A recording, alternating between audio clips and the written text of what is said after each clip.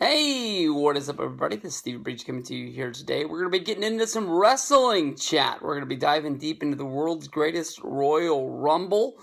Since the last time we talked about this show, there's been a few more matches that have been added to the card. There have been a match that has been changed for a third time. I have no clue what is going on with this Undertaker versus Rusev casket match. Obviously, it's the one thing most people are talking about more than anything else. I think that what it comes down to it is when they first announced the Undertaker versus Rusev casket match, Rusev put up the tweet basically saying, "Bury me softly, brother." And somebody in WWE did not like that, to the point they changed the match to make it Chris Jericho versus The Undertaker. The last word I heard is the reason why the match got changed back is because cooler heads prevailed, and because of the fact that this show is for the most part sold out, that they don't need the name Chris Jericho going up against a match against The Undertaker in order to sell extra tickets. Getting into that, from listening to the Wrestling Observer Radio the other day with Dave Meltzer talking about WWE going into business with Saudi Arabia, we already know that Saudi Arabia does not have the same customs here that it is in America. But I find it very, very weird that basically, if you do not have a family where you're going to be bringing your wife and kids, it is going to be very hard for you to find a single ticket for this show unless you want to sit in the upper deck. Saudi Arabia, I guess, put some rules into place to try and make it seem like Saudi Arabia is a normal place to live. They don't want singles going to this show unless they're sitting far away. I'm guessing they want, when WWE film this, that the people here in America who see the fans in the stands to seem like they're a normal place with normal families. I didn't really understand the story that Meltzer was trying to get into, but it seems like it's a little bit weird there to think that basically if I wanted to travel to Saudi Arabia and I did not want to sit in the upper deck, I would have to maybe go out and get an escort and find myself a family to attend the event, so they would think that I was traveling in a family of four. It's just the way they sell the tickets there. It doesn't make a lot of sense, but WWE is making a lot of money to go do this show, and us in America, we're lucky enough to be able to see this on the WWE Network. It's going to be a lot like when NXT did that NXT TakeOver live from London, and it was like a Friday afternoon, and I think the show started at like 11:30 noon, somewhere in there, and it just felt weird that the sun was up and we're watching live wrestling. I think that this is the week when it was all screwed up at work, and I don't even think I'm going to be able to see this show live. I think I'm going to have to watch this show when I get home. Seeing how this show has so many matches and it has the 50-man Greatest Royal Rumble, I don't know how they're going to be releasing the people into the Rumble if this match is actually going to be an hour to an hour and a half long. But I'm hoping that this is not another WrestleMania event that is basically 7 hours long. But when you look at the card, even like the Intercontinental Championship ladder match, The Miz, Rollins, Balor, and Joe, that is a match that really has the ability to really steal the show, even with that big Royal Rumble packing it out at the end. You've got the Bludgeon Brothers going up against the Usos, Matt Hardy with Bray Wyatt going up against Sheamus and Cesaro. They sort of made their union after their battles at WrestleMania. Now they're going to be going after, I was going to say they're going after the championships, but Cesaro and Sheamus don't have the gold. I don't even know what's going on with the belts over on the Raw brand. Cena versus Triple H. That's going to be a match for the ages. We haven't seen that in a good while. To be able to see that again, that's going to be really fun. A WrestleMania rematch with AJ Styles going up against Shinsuke Nakamura. I know a lot of people are predicting something to be going down in that Universal Championship match between Brock and Roman, but who knows what's going on with AJ and Shinsuke. I mean, you know that those guys are going to want to go out and have a Dynamite match. Because of the fact that some people think that their WrestleMania match didn't live up to the hype. Maybe WWE has a title change there to sort of play off how big this Royal Rumble is over in Saudi Arabia. And then plus on top of that, the Lesnar versus Roman match, having the steel cage You got to be kidding me. When was the last time we saw a casket match in WWE? I think you'd have to go back to the early 90s. So that is some fun stuff to play with there. And then on top of that, the 50-man greatest Royal Rumble of all time. I really was negative against the 40-man Rumble a few years ago. But now that, we had it that 1 year, now with NXT, the European guys, 205 Live, Monday Night Raw, Smackdown, they've got so many shows, they got so many superstars. They could go to 40 each and every year, and I don't think it would be a letdown. And still have spots for legends like Kevin Nash, Booker T, to be making their returns there. So I think this is going to be a good, fun show. There's going to be a lot of returns, a lot of legends. We've heard rumors of Rey Mysterio, Mark Henry, Chris Jericho. So we'll have to see how this one plays out. But I think this is going to be a fun show on the WWE Network next week. All right, the world's greatest Royal Rumble. We have Bray Wyatt and Woken Matt Hardy going up against Sheamus and Cesaro. This is all a part of the Monday Night Raw World Tag Team Championships. This is like a tournament that is going down, obviously, with the Superstar Shakeup. A lot of things, especially that Backlash pay-per-view that's already got some matches booked for it, is a little bit weird. It's mostly looking at Cesaro and Sheamus not even being a part of Monday Night Raw anymore, being moved over to SmackDown. SmackDown obviously is going to have a great tag team stable, builds up. That whole tag division's really ready to blow. Already led by the Usos, the Bludgeon Brothers. You've got New Day. The Club jumped over. I know that they lost Fandango and Tyler Breeze, the Fashion Police, but and then of course Gable and Benjamin broke up. Whatever team you want them to go by, but. Man, this is going to be a weird one. Obviously, when you think about it, you want Woken Matt Hardy and Bray Wyatt to get off on the right foot. Basically, them being a team, not really fighting with each other, but just going out there and pushing their way up the tag division. Sheamus and Cesaro, you don't want them to look weak. But then again, how can they really advance in this tournament with the fact that they're not on Monday Night Raw anymore? Obviously, the Superstar Shakeup breaks everything up. I know that Vince McMahon likes to book things where people are on their toes. Chris Jericho wrote in his book that the first time they ever had a draft, he was not actually drafted on Raw or SmackDown, and he actually walked up and asked what show he was supposed to be on. And Vince told Jericho that he had to log on to the website like everyone else to find out what show he was going on. Pretty much a dick move, honestly, in my opinion, but I guess the writers, they had to figure out what was going on with the tag titles after Braun Strowman and Nicholas won them at WrestleMania. They went with the decision to strip them, but then not just make the tag titles go back to Sheamus and Cesaro, make everybody fight for them in some sort of a tournament without brackets.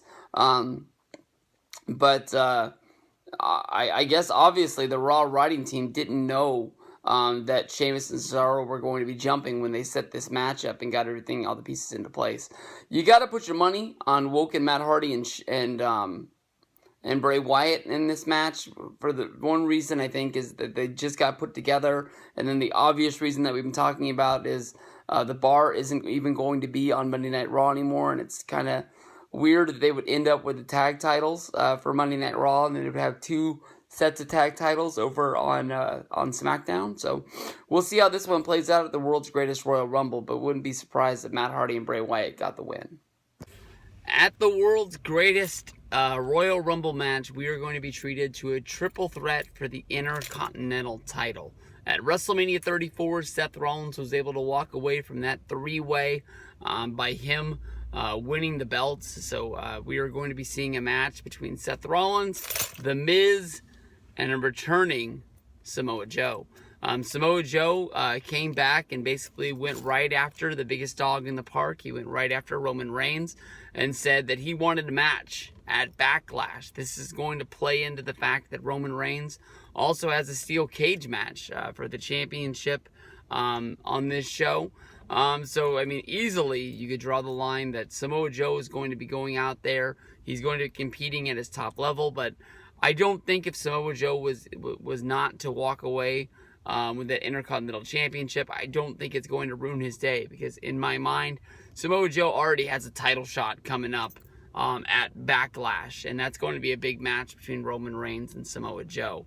The Miz has basically said that he doesn't care what happens to him during the upcoming Superstar shakeup on Monday Night Raw, or if he gets put back on Smackdown. He's already shown that basically he is a guy that matters. This guy is the the Rolling Stone Wrestler of the Year for 2017.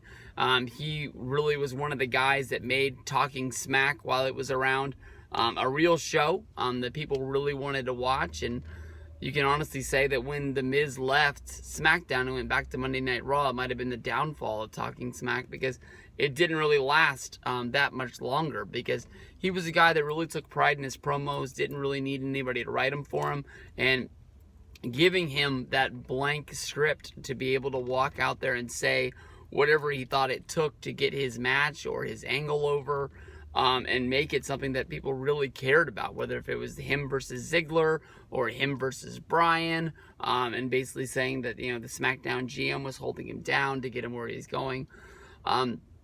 I think at the World's Greatest Tag Team match, I think that people will overthink it and think that something big's gonna go down. But I think that Seth Rollins is gonna walk in as Intercontinental Champion. I think that Rollins is gonna walk out as well. I'm not really basing this off of the fact that there already are house show cards out there with basically Rollins defending the Intercontinental Championship against Finn Balor or anything like that. I just think that Rollins is set up to have a good Intercontinental title run with that belt, and make that a wrestler's belt that people really want to wrestle for, and the Intercontinental Championship becomes a match on the card that people do care about. So I'm picking Rollins in this match. Like I said earlier, Samoa Joe already has that big match against Roman Reigns to look forward to at Backlash, and I wouldn't be surprised if that's a championship match for him. Alright, as we're getting ready for that World's Greatest Royal Rumble show, the SmackDown Tag Team titles are going to be on the line.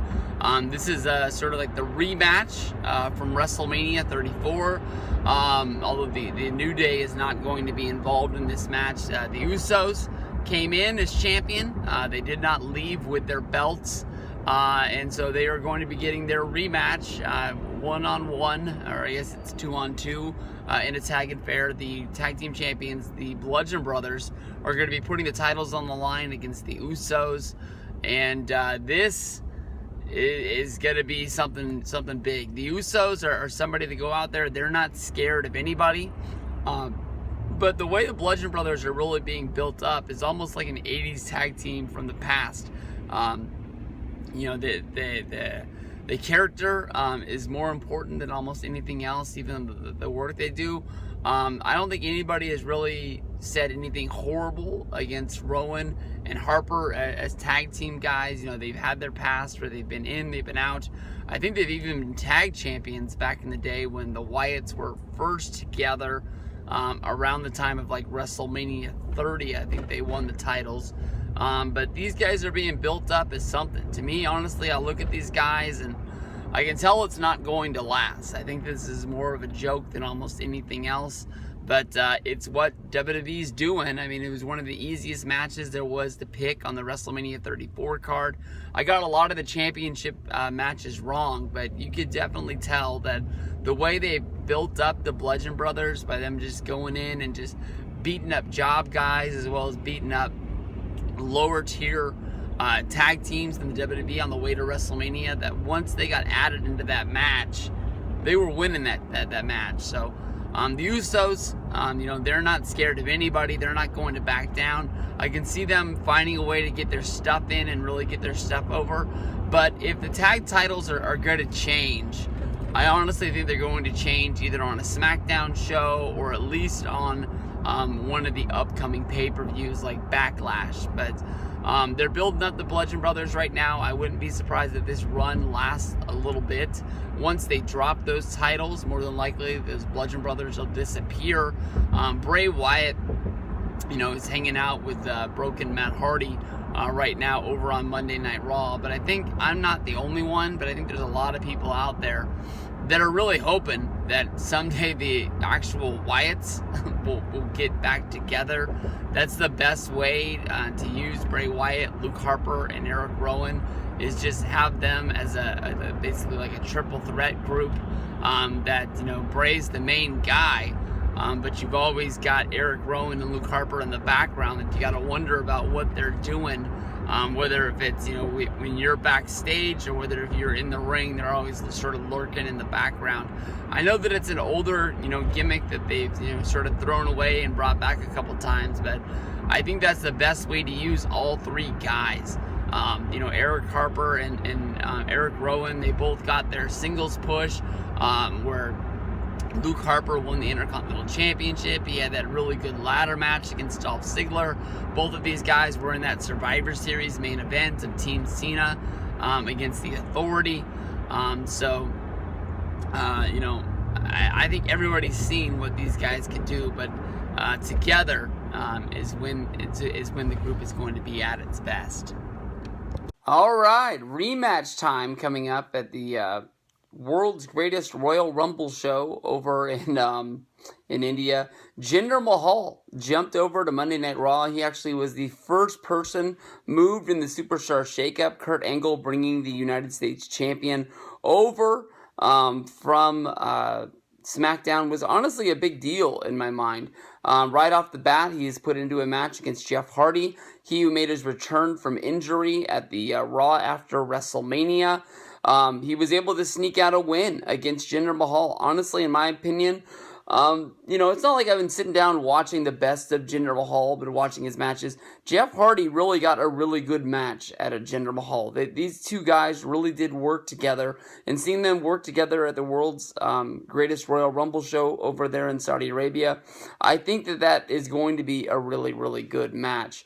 Obviously, Jinder is pissed that you know, he was, you know, sort of had a secret mystery opponent and ended up being Jeff Hardy. Jeff was able to get the win, steal the championship. Jinder said, hey, I want my rematch. And this match was booked together before the next night on Smackdown, when as a part of the Superstar Shakeup, Jeff Hardy moved over to SmackDown. I honestly thought that it was kind of weird. The people who showed up on the Raw or SmackDown after WrestleMania shows, all of them for the most part, you know, stay put, because why would you put them on one show, honestly, just to move them the next week? But Jeff, being a big-name superstar, a former main eventer, if you go back to 2009, honestly, was probably one of the most important people there is in wrestling. In my opinion, the second most popular wrestler in the United States, behind Chris Jericho. Of course, he lost the match at SummerSlam to CM Punk. Then he took some time off. During that time off, he ended up signing with TNA Wrestling, and he was absent for a really, really long time before the Hardys finally made their return to WWE. A lot of fans really wanted to see them. I think that with Woken Matt Hardy doing the whole Woken universe, they don't want to waste Jeff in there. They want to see how good he is as a single star. I think moving over to SmackDown, I think that he really could set the world on fire. If they wanted to take a chance and put that WWE championship on him, I could see him having matches with AJ Styles, and I see them basically being two guys taking risks in the match to put it over the top and really have good matches to steal pay-per-views. I think that's going to be really, really good stuff if that's where they go with it.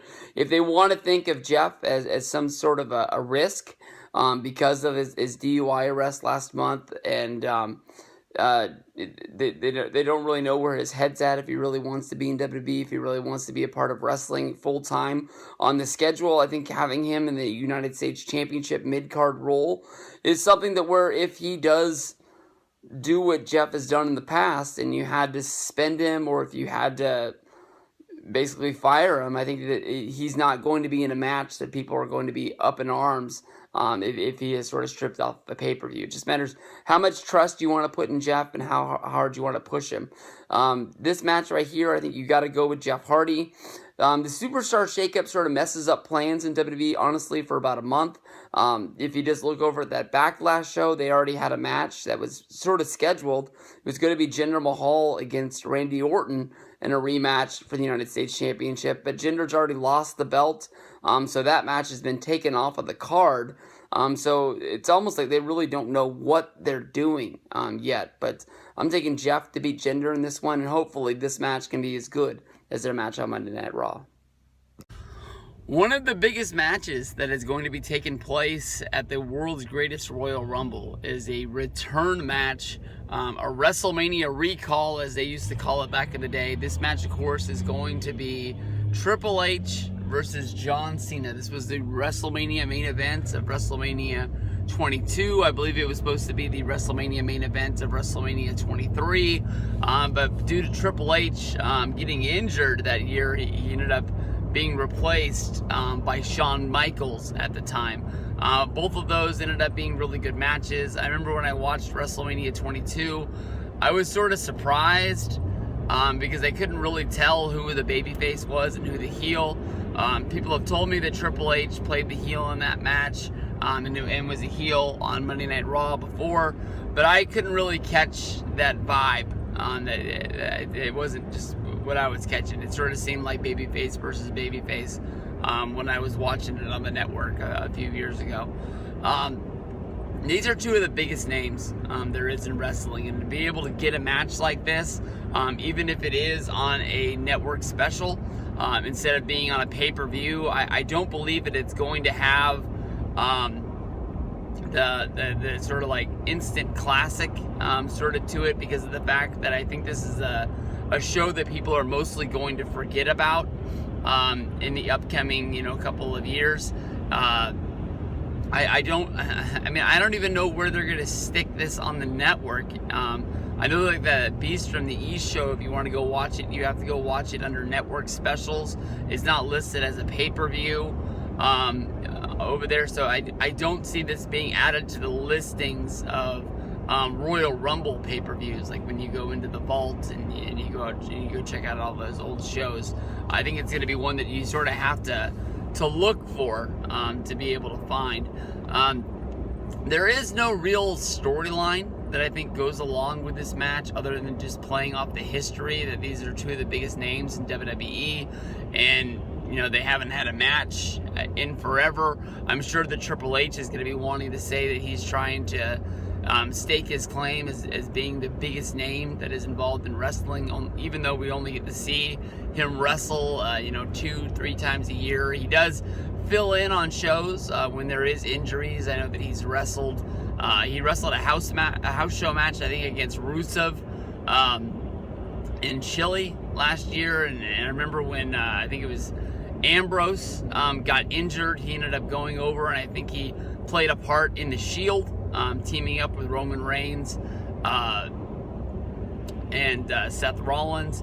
It didn't really make sense when you thought about it, because the last time we saw Roman Reigns and Triple H together, it was around WrestleMania 32, and he was trying to kill the guy, and now here he is just joining his group out of the middle of nowhere. But that's the difference between a house show and television. And I think Triple H is such a lovable guy, because a lot of people look at him as if he is the savior of wrestling. A lot of people are just saying, like, we can ride this out, Vince McMahon's last days of running the company, and because of what's going on in NXT, I think a lot of people are thinking that this is going to be really good in the future once Stephanie and Triple H actually get to share their vision of what they think Monday Night Raw and Smackdown is going to be. I know that for a while Vince wasn't going to Smackdown, and Triple H was running it, and it was a really, really good show, and I don't know what happened for him to take a step back from that. But I mean, have you ever seen a bad NXT takeover? He knows how to build a show. He knows how to use his talent. I think that he's involved in storylines, but I don't think he's involved in writing the shows. And he has a really, really small group of writers. I think he only has one writer who writes the SmackDown shows. So I mean, that's one thing to look forward to. Every year I call into the Figure 4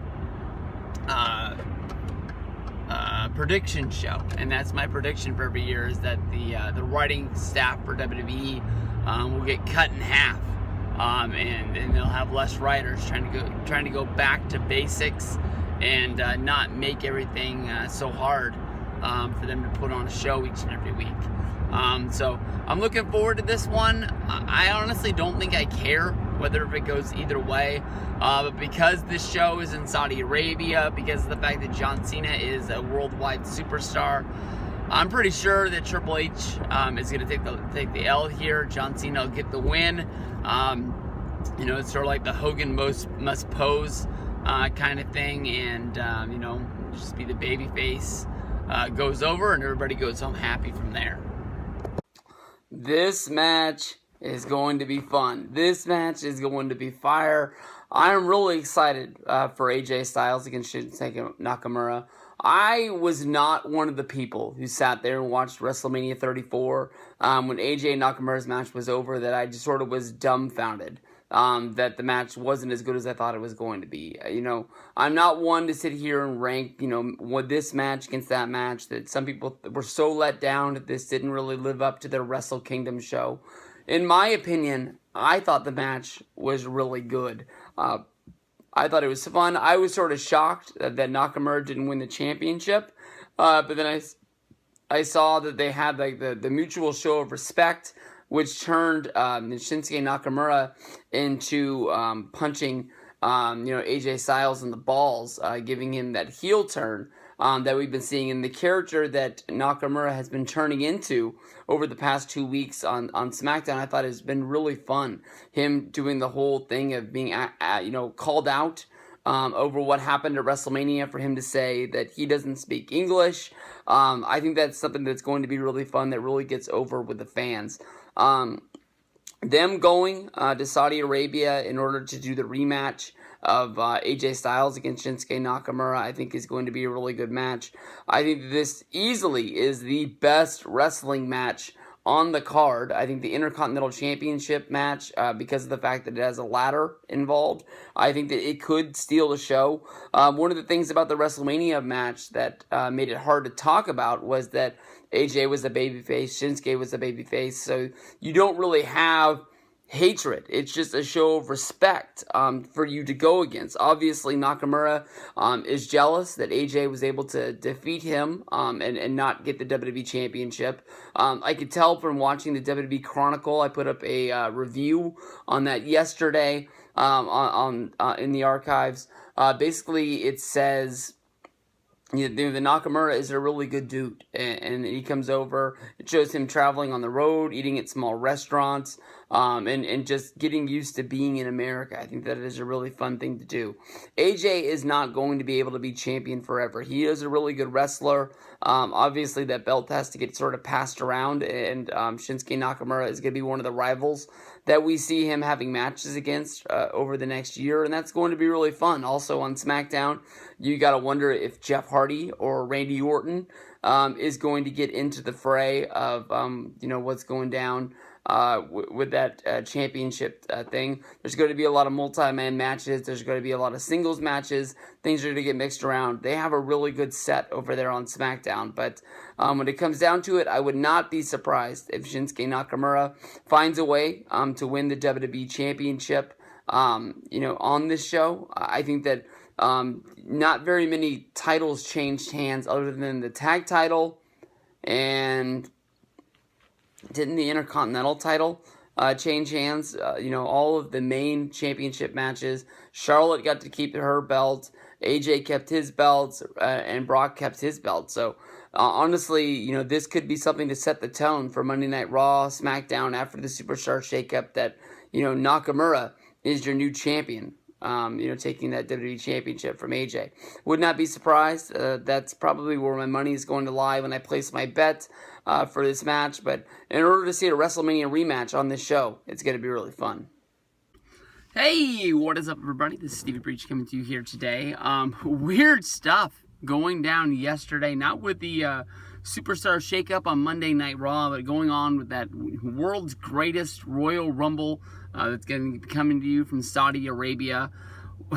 I thought it was weird when they announced they were going to do Rusev versus The Undertaker in a casket match. I thought that it was a great throwback to the 90s of basically Undertaker throwing people into the casket. The last one I really can remember them having was him versus Mark Henry at like WrestleMania 23 or maybe 22, somewhere in there, when Henry was really starting to build his way back up the card and really be a force on Smackdown, and be something who somebody really mattered to the main roster, being that sort of main event sort of threat. But, it sort of went away. It just sort of was like that 90s gimmick that really worked, and maybe they got to the point when just nobody took it real anymore. They might have done one here or there along the way on Smackdown or something like that, but nothing on a major pay-per-view. I can remember them sort of using the casket with Undertaker. I remember when Undertaker came out of the casket at SummerSlam 2010 to sort of show us who was the one who beat him up and knocked him into that comatose state when, Kane was running around trying to figure out who, beat up his brother, to only find out Kane was the one who did beat up his brother. And took that title from him, and basically that's what put us on that Undertaker versus Kane storyline, where they ended up going into the Hell in a Cell, and it ended up being one of the worst Hell in a Cell matches of all time. But basically they announced Rusev versus Undertaker, and then the next day they took it away from him. They announced it was going to be Jericho versus The Undertaker. And, basically that match was on the books for about a week. WWE was promoting it on Twitter. They were promoting it on Facebook.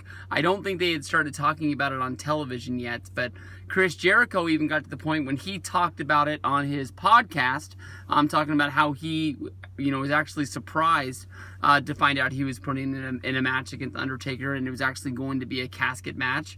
And basically the day after the podcast came out, they changed their mind again, and they put Rusev back in the match. I can honestly tell you, I do not know what is going on with this. To basically, I don't think Jericho really cares what he's going to do. He just probably thinks it's cool that he's working with them. The story has come out. He's gave his thoughts about what it was like to work for New Japan Pro Wrestling. He basically said it's over. It was what it was. It didn't really work out the way that he thought it was going to. I think he went over there. He did a couple of shows. He had 2 matches. And I think that was just about it. I mean, he got to sell a bunch of t-shirts at Hot Topic, which I'm sure was pretty cool. They're still going to help him out with a Jericho cruise. That's going to have some, I think it's going to have New Japan guys as well as Ring of Honor guys. But the whole thing that is weird to me, I don't care if it's Jericho, I don't care if it's Rusev. Either way, Undertaker's going to win the match. It's probably going to be really short, and just like the Cena one at WrestleMania. But for them to, basically play games with Jericho doesn't really make a lot of sense to me. Basically a lot of people are not knowing what is going down with Rusev. It seems like he's almost playing games with people on Twitter, making it seem like he wants to be out of the company. The whole story came out that basically Rusev asked for his release, and they didn't want to release him. But then, they put him in the United States Championship match at WrestleMania to tell him that they really cared about him, and he wasn't going to be in that Andre the Giant Memorial Battle Royal pre-show match. I think Rusev's a big talent. I don't really understand what's going on with the whole Rusev Day, with them trying to edit out the chants. Obviously, it was WrestleMania weekend. He's going to be over. I can remember WrestleMania 30, the Jack Swagger Cesaro theme, was probably the most over thing that whole weekend. People there are hardcore fans that they want to throw their money to make a vacation based around wrestling. It is basically their Comic-Con. They want to go to Access. They want to go to WrestleCon. They want to meet the wrestlers. They want to hang out with the wrestlers. They want to watch the wrestling. They want to see what most people think is going to be the biggest wrestling show of the year. And that's basically what they want to plan their vacation on. Most people only go on one vacation a year, and that's what they want to spend it on. If they want to chant Rusev Day, let them chant Rusev Day. I mean, it's going to be over no matter where they go because of how big that is. He's selling shirts like crazy. They should be happy. I was honestly surprised that Rusev didn't get moved during the Superstar shakeup. I thought that basically SmackDown had sort of run out of things for him to do, and maybe jumping over to Raw would be something that was sort of fresh for him. It looks like as of right now, more people are going to jump over, but it looks like he's going to be hanging out with Randy Orton and probably Seth Rollins, bringing over the Intercontinental Championship. You've got AJ Styles over there. So he's got some fresh room. And I mean, because their show's only 2 hours compared to Monday Night Raw having the 3-hour show, there's less guys there. So hopefully we'll start to see the rise of Rusev and see where it's going from here. I know I haven't really talked about the casket match that much, because I think that basically it's going to be a longer Undertaker entrance, and it's going to be a match. It's almost going to be like those Brock Lesnar house show matches. It's just going to be making sure that Undertaker is able to be there, that Saudi Arabia gets to see something, that they know they got something special, that next time WWE comes on a tour, they're going to want to buy tickets. They're going to want to get the network.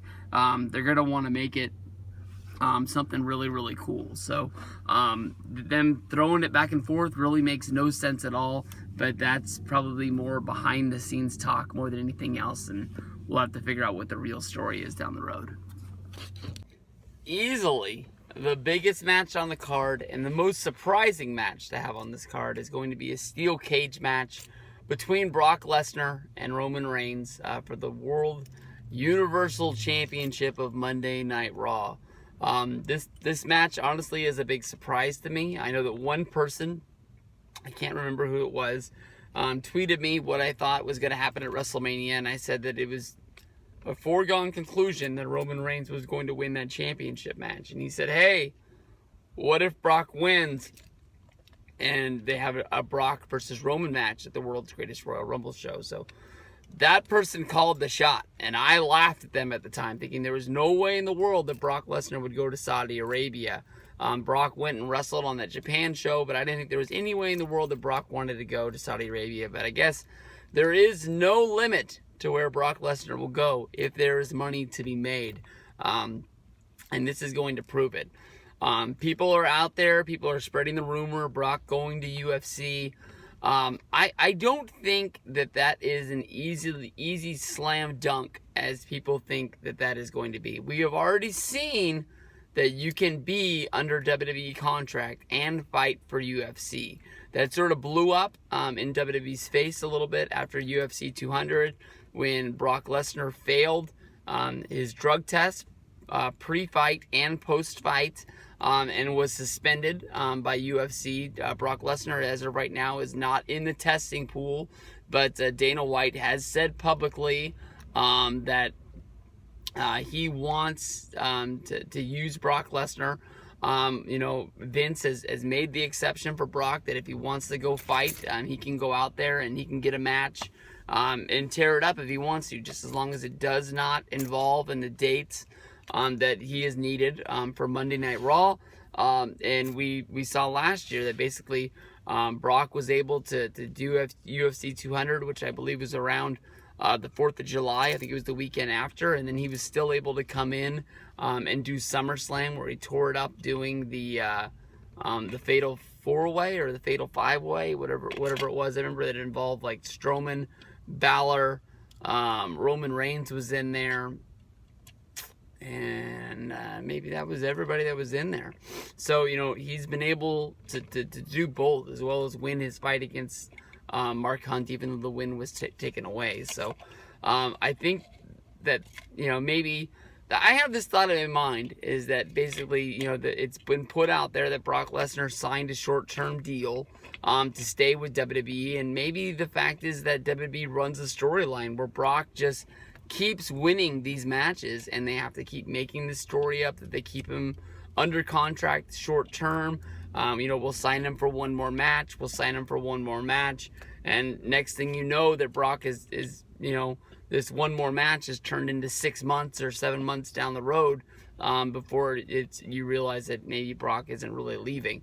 I keep talking about the Summer of Punk, where CM Punk was the ROH champion, and every time they put it out there that CM Punk was going to be wrestling on an ROH show, that this possibly could be his last match, because of the fact he had signed to be under WWE developmental, and he would have to be leaving ROH soon. But he kept winning, he kept winning, and he kept winning, and people kept saying, well, this is the match he's going to lose. This is the match he's going to lose. And that brought up the level of anticipating what was going to be going down in that match. I'm really looking forward to it. I think this is really going to be a lot of fun on this show, especially to be seeing them inside of a steel cage. We'll have to see once Brock gets there what Brock really wants to do. I know that Brock wrestled in some steel cage matches during his first run. I know that he had like a steel cage match against Angle. He had a steel cage match against Vince McMahon that pop up off the top of my head. But off of this last run that he's been since he came back after WrestleMania 28, I only really remember him wrestling that Extreme Rules cage match against Triple H after WrestleMania 29, which he ended up winning. But Brock occasionally shows up to matches and just says, yeah, we're just going to go out there and do the Brock special and, in and out. And that's really all there is to say about that. So everybody knows what happened at WrestleMania 32 against Dean Ambrose. And he really didn't give Ambrose anything to work with. And the match really sucked. We've all seen a lot of the house show matches of Brock Lesnar's where he goes out there and has matches against guys like Sheamus and Rusev, The Miz.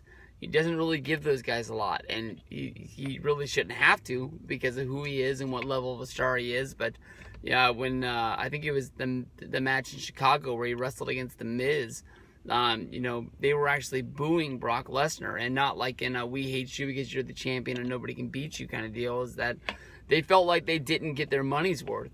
Seeing Lesnar come out and have a 30-second match and just leave, because this was sort of like the building block of setting up the show, and what the drawing power was is that people wanted to see Brock Lesnar wrestle, and they wanted to see him wrestle on this house show match. And even though he was there, and it was what it was. I remember actually reading in old wrestling magazines, and this is something people have been talking about because of the Andre the Giant documentary that was on HBO. People were talking about those matches that Andre had against the Ultimate Warrior, where they were like 30 seconds long. Basically, Andre walked in there, he tried to attack Warrior. Warrior bounced off the ropes, gave him a shoulder tackle, 1, 2, 3, and that was all she wrote for that. And people actually complained that was not what they didn't get their money's worth. And I remember as a kid reading those and basically thinking you got to see Ultimate Warrior beat one of the biggest legends there is, a guy that really nobody's ever beaten before besides for Hulk Hogan. That seems like it would be a pretty exciting thing for me. But now that I actually have to spend my own money to go to these shows, and I kind of say bad things about UFC, wondering if it's really worth the money when Ronda Rousey makes somebody tap out in 30 seconds to the armbar. You build yourself up for that fight, and when it happens, it's like and then that cable bill comes, and you're like, all over again. So, I'm not 100% locked in that Brock is going to lose this match and Roman's going to win. I mean, there's always that thing that can happen, but in the back of my mind, I'm thinking that they want this World's Greatest Royal Rumble show to really mean something. They want to create sort of a stronghold in Saudi Arabia, and them getting a title win is something that people are going to be talking about. And when they come there next time, people are going to be expecting a title match with a title change again, and they'll definitely be wanting to buy those tickets or tune in and watch on TV. And that's the buzz that they're trying to create when they go do this match over there. So we'll have to see on this one. My prediction as of right now is that Roman wins, because that just seems like it was going to be. But I had that feeling in the back of my mind that maybe they're going to do this thing where just Brock never loses and keeps that championship belt. Probably the one secret that's out of the bag more than anything else is that Rey Mysterio will be a part of the 50-man Greatest Royal Rumble for WWE. This match, honestly, with 50 superstars, is probably going to be jam-packed full of surprises. We should be seeing lots of returning wrestlers that we have not seen in the past, as well as, wrestlers that are going to be doing the whole Saudi Arabia tryout, as well as having this big pay-per-view bonanza on the WWE Network. WWE is holding training events as well as doing lots of media over there. I'm sure that the wrestlers that pass through the training over there, I think they're going to be finding a way to be getting in the match to sort of, take advantage of, telling these people that they need to pay attention to what's going down with NXT, where we'll possibly be seeing these people sooner than later. I know that, when you think about, WWE and India, I don't think that them, getting into that country is done as well, but that they just signed Mahal Shira out of TNA. Honestly, that move had to have come basically to try to get people from India to take advantage of the WWE Network to be seeing this guy wrestle. So, Rey Mysterio coming back to WWE, this honestly should be really fun. He was a part of the regular Royal Rumble that was back in 2018. Now he's going to be coming back for this one. Rey Mysterio is a guy that is not exclusive to WWE. He is signed to be doing a lot of independent shows, as well as he's going to be wrestling for New Japan sooner than later. He was promised a match during those New Japan Long Beach shows where he's going to be wrestling against Jushin Thunder Liger. That is a match that he has asked for because Jushin Thunder Liger was one of the guys he had a match with that put him on the card back in the day. That got the eyes from WCW to watch him, and it's sort of just the whole wrestling world to get involved. I don't think Rey Mysterio is going to win this, but I know that a lot of people were looking forward to see him at WrestleMania be Braun Strowman's tag partner. So Rey has said that his home is going to be in WWE before it's all said and done. There's just things in his career that he wants to do while he's on the outside, and he still has time to be able to do them. So it's getting us to the place where Rey Mysterio is going to find him on Smackdown or Monday Night Raw sooner than later. So that's a good thing for us, but I'm looking forward to see it. I don't think he's going to win it, but it is going to be fun. It is going to be fun to see him be a part of it. Chris Jericho returning to WWE on the world's greatest Royal Rumble match honestly is a little bit of a mystery to me. Honestly, there's pay-per-view posters that are out over in Saudi Arabia. These pictures are on there of guys that are making their returns to WWE that we haven't seen in a while. Jericho's honestly is a fun one. Honestly, because you got to think of that story that came out with him being put into the match against The Undertaker. I honestly thought that was something that Jericho might have asked for. Jericho actually talked about it on his podcast. Since his podcast was released, he was taken out of the match and basically just put back into this world's greatest Royal Rumble match, almost like, oh, don't need this anymore, we'll put him back in the Rumble, and when he comes out, we'll try to act like it's a big surprise. To me, this is going to be fun because Chris Jericho, basically, he's done about everything there is in wrestling, and some people don't think of him as a main event draw. They don't think of him as having big matches that matter. I will honestly say that, Jericho has had his ups and he's had his downs with me. He's not one of my favorite wrestlers of all time, but he does have a lot of really good wrestling angles and a lot of really good wrestling matches. At times, I find myself really into listening to his podcast. I listen to it sort of hit and miss. I subscribe to it, but every once in a while, my phone says, hey, you haven't listened to this in a while. Do you still want to say subscribe? And I have to hit the button, and then a bunch of shows will pop up, and I'll download like 2 or 3 of them to keep into my little arsenal of hits for me to listen to when I'm getting ready to go to work and things like that. But Jericho left the company after the whole Festival of Friendship angle with Kevin Owens. I think that's when he left. And basically found a place for him to work in New Japan Pro Wrestling. Obviously, a good part of this deal was put together because Jericho was putting together the Jericho Cruise, which I think is going to be coming up in October this year. where he's going to be hosting a lot of podcasts. He's going to be having his band have some rock concerts, and on there he wanted to have some wrestling matches. Jericho actually went to WWE as well as NXT, asked for permission to use the people on the cruise, and was actually turned down. For somebody like Jericho to be turned down is pretty much a big surprise to me. But they just didn't think that it made sense for them to put that. So Jericho actually had to go and put together getting ROH wrestlers booked on the cruise. Through there, I think he made a partnership, he made some friends, and basically they saw a place to use him against Kenny Omega on the Wrestle Kingdom show, where basically Jericho showed up, attacked Kenny Omega. Kenny Omega attacked Chris Jericho, I think at a luncheon, breakfast, dinner kind of thing, and they had their match. Honestly, in my opinion, it was the one match I cared about more than anything else on the Wrestle Kingdom show this year. I watched it. It didn't set my world on fire. It was a good match, but it's like not going in the top 10 matches that I've ever seen along the way. He had another match against another guy that I didn't watch, and Jericho has come out publicly and talked about the fact that maybe the New Japan show didn't work out as well as he thought it was going to. He really thought that he was to go there, set the Tokyo Dome on fire, and maybe have a really cool run over there. Turns out he got to sell a bunch of t-shirts at Hot Topic as well as Pro Wrestling Tees, and now he's coming back to WWE. I don't think it's really like he's coming back crawling back to them. I think that I bet WWE told them, go out, do what you need to do, and then when we need you, we'll give you a call. And a lot like when I talked about the Jericho versus Undertaker casket match, I think that this is a lot like that. I think that they just thought this was a good spot to use him.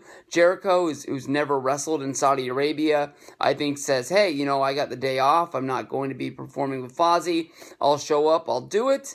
And he'll find some way to get himself over like he always does.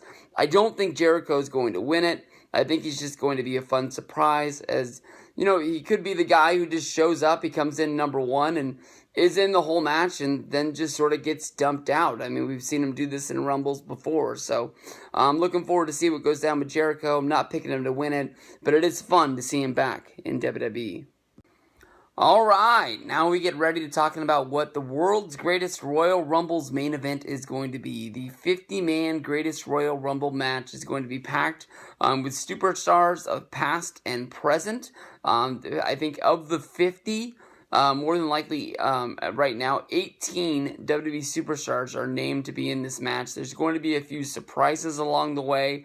Most people are thinking that Rey Mysterio as well as Mark Henry, sort of legends that are not in the fold right now, are going to be a part of this. Some people are going to as far to think that maybe like Hulk Hogan is going to show up for the first time in WWE to sort of test the waters. I wouldn't go that far, but I do think that a good number of these 50 are going to be competitors from NXT to get them on the road to show them what traveling to other countries is like. And I do think that we're going to see some people that are involved in the Saudi Arabia training classes that are going down for the people to be signed to head over to the Performance Center, putting them on the card, being able to show Saudi Arabia that they mean business, trying to find talent there to bring back. I think that's going to be a real big deal. This is on a sub note off to the side. I know that WWE hasn't really taken over China yet, but Colt Cabana, he revamped the Art of Wrestling podcast, where instead of doing a 1 hour interview with somebody who's his friend on the Independents, he's now doing sort of not live, but he's doing vlogs that go week to week on his travels. And on this last one, he actually traveled to China to have a match with Nick Aldis, former Magnus, the NWA champion, as a part of trying to get the NWA into China. China is really new into wrestling, but there's money to be made there. So as much as we've seen WWE care about India and Saudi Arabia, I'm thinking that China is probably going to be the next place that they really go into and probably see one of these big shows go down as well. But give that a listen, because honestly, you're really going to like the new Colt Cabana podcast. But when it comes down to looking at this show, I think this is going to be fun, and we don't really know what the winner is going to receive for this match. So it's hard to pick. Normally when it comes down to the Royal Rumble, we know that the guy is going to be getting a championship shot at WrestleMania, and there's only a handful of guys that really could win it. I mean, the last 2 years, I think I've nailed the Royal Rumble winner months in advance, and sort of had, this could happen. Like this year, I knew Shinsuke was going to win. I think I made the video back in, I probably made it in November this year. I've nailed it in the past in December. But, when it got down to it, maybe Cena could win, maybe Ziggler can win, but it was really, really small chances. It just basically was giving us something to talk about in the videos. But we don't really know what's going down. Some people think that Daniel Bryan is going to win because of his return, and he's never won a Royal Rumble before. And there's been so many times that people have wanted Bryan to win the Rumble and go to WrestleMania. But when you look at it, Bryan is somebody that can really do it. Braun Strowman is really coming off of a push, and to keep him in the lights to maybe take on Brock Lesnar or Roman Reigns sooner than later, seeing him get the win. Big Show is going to be making his return during this match. We haven't seen Big Show wrestle in a while. I think the last match we saw was against Braun Strowman in a cage match. I don't think Big Show's going to win it, but, they're going to make this guy look like he's a big deal. Probably look at the Big Show and Braun Strowman getting in some sort of a tussle between two big guys during this one. Kurt Angle is going to wrestle. This is going to be his 4th match since returning to WWE. Angle, of course, wrestled in the TLC match with The Shield. He wrestled in the Survivor Series match, and then had the a WrestleMania match with Ronda Rousey. I don't really see Angle winning it, but this could be the exclamation point to a documentary if he was able to come over from TNA and win the world's greatest Royal Rumble there. Jericho, we already talked about him in an earlier video. I don't see him getting the win, but it's gonna be see him have fun in the match.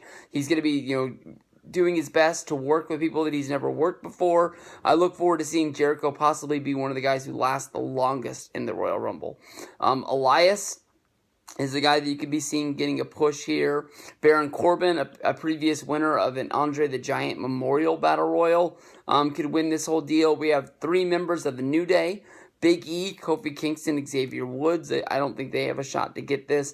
Apollo Crews, the man who now has a last name yet again. I don't know what that whole deal was about, but Apollo Crews going by there, he's not going to win it. Shelton Benjamin, Sin Cara, Goldust, Titus O'Neil, bringing Titus Worldwide in. Mojo Rawley, a previous Andre the Giant Memorial Battle Royal winner, and Dolph Ziggler, the man who returned to SmackDown only to fight for the WWE Championship, who was in the Andre the Giant Memorial Battle Royal at WrestleMania, is going to be in there. Chad Gable, one of my favorite guys there is in WWE. I'm looking forward to seeing a lot of big matches from him. At his size, there's no way he's winning this either, but we'll see what goes down with this. This is going to be a fun show. I don't really know what's going to happen, especially with picking the winner, but it looks to me like Strowman and Daniel Bryan are my 2 favorites in this match.